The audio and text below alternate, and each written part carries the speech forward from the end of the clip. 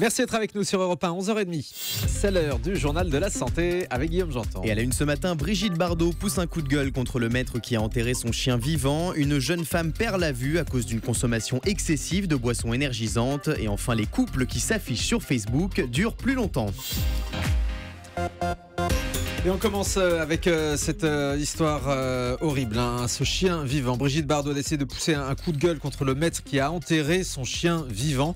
C'est vrai qu'on aborde souvent ces questions dans le Grand Direct de la Santé parce qu'elles nous touchent, Guillaume. La photo a fait le tour des médias, celle de ce dog de Bordeaux retrouvé enterré vivant par une chienne et son maître. Ce week-end, Brigitte Bardot, connue pour son soutien sans faille de la cause animale, s'est exprimée au micro d'Emmanuel Faux sur Europe 1 et elle s'en est prise vivement à l'auteur de cet acte abominable. Écoutez.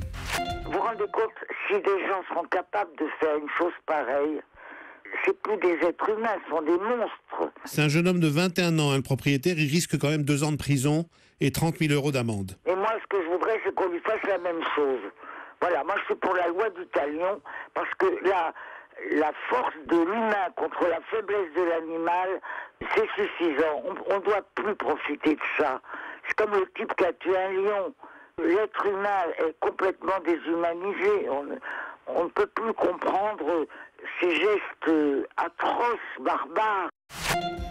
Voilà donc Brigitte Bardot avec cette terrible affaire de chien enterré vivant. Une jeune femme perd la vue à cause d'une consommation excessive de boissons énergisantes. Elle buvait 7 litres de Red Bull par jour, soit 28 canettes de boissons énergisantes. C'est trop, oui. C'est beaucoup. Un peu trop. Cette jeune mère américaine s'appelle Lena Lupari et elle a développé une obésité morbide à cause de ces boissons, un important surpoids qui a conduit à sa cécité. Le Daily Mail raconte que cette femme a d'abord souffert de migraines et de maux de tête pendant 5 ans, puis sa vue a totalement disparu. Elle ne pouvait même plus lever la tête de son lit. Actuellement hospitalisée, la jeune femme a totalement arrêté la consommation de ces boissons énergisantes. Elle suit actuellement un régime strict dans l'espoir d'inverser les symptômes qu'elle a contractés. Alors on sait qu'il y a des risques avec ces boissons énergisantes, mais là c'est la consommation excessive de n'importe quelle boisson sucrée, visiblement. C'est le sucre, mais il y a un facteur de risque supplémentaire, c'est la quantité de caféine.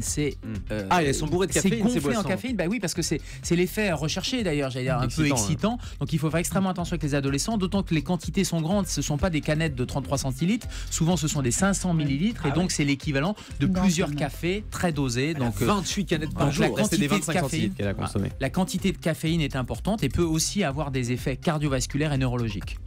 Les couples qui s'affichent sur Facebook durent plus longtemps. C'est ce qu'affirme une étude menée par des chercheurs de l'université de Wisconsin-Madison aux États-Unis. Le fait de partager des photos de couple, de publier des commentaires amoureux ou encore d'utiliser le fameux statut en couple constituerait des facteurs de réussite et de longévité pour le couple.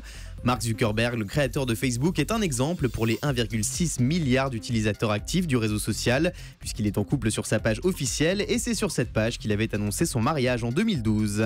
Vous, en revanche, Guillaume, vous n'êtes pas sur Facebook, hein? Non. Oui, vous n'avez pas duré longtemps, visiblement. C'est vrai. C'est l'étude américaine. J'ai un compte caché. On va le découvrir.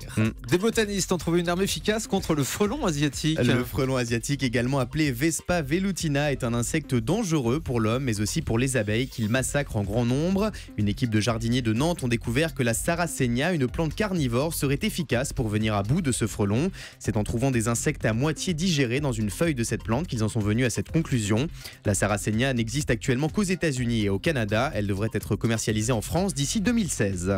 Le géant des céréales Kellogg's prend une décision radicale pour la fabrication de ses produits. À partir de 2018, les dizaines de marques du groupe agroalimentaire américain Kellogg's ne contiendront plus de saveurs et de colorants artificiels. Une décision que le leader mondial des céréales du petit déjeuner explique que par la volonté de s'adapter au goût des consommateurs. L'autre raison de ce changement radical pourrait être la baisse des ventes des produits Kellogg's, 5,1% de chiffre d'affaires en moins pour le deuxième trimestre 2015. La crème solaire serait une menace pour les coraux. Le mois dernier, on vous parlait de la crème solaire et de ses effets bénéfiques sur la peau. Selon une étude publiée dans le journal Environmental Health Perspective, la crème solaire serait très dangereuse pour les coraux à cause de ses composants actifs comme l'oxyde de zinc et le dioxyde de titane qui filtrent les UV mais qui favorisent aussi la mort du corail.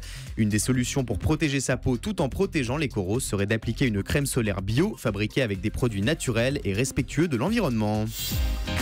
Et on termine avec le chiffre du jour. 19, c'est le pourcentage de salariés qui reconnaissent s'assoupir en cachette au travail de manière régulière. Un chiffre à lire dans le dernier numéro du magazine Society qui consacre un dossier complet à la sieste.